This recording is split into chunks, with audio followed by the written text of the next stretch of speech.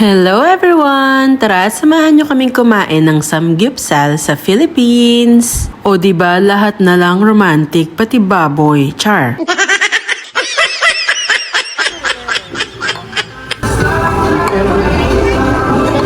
Thank you.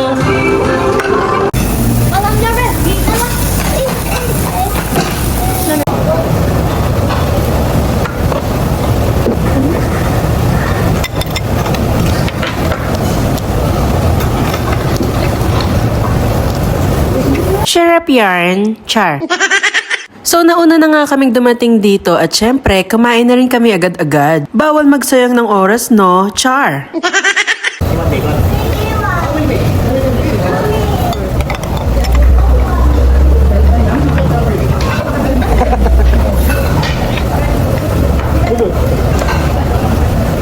So hindi nga lingid sa inyong kaalaman na talagang hilig naming mag-samgy kahit nasa Ireland pa kami.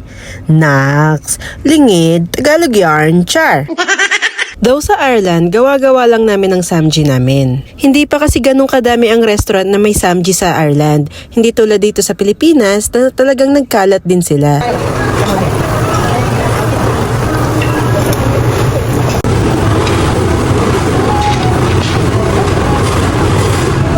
At pati nga ang kids ay hook na sa pagsasamgy, lalo na si Ate Gabby.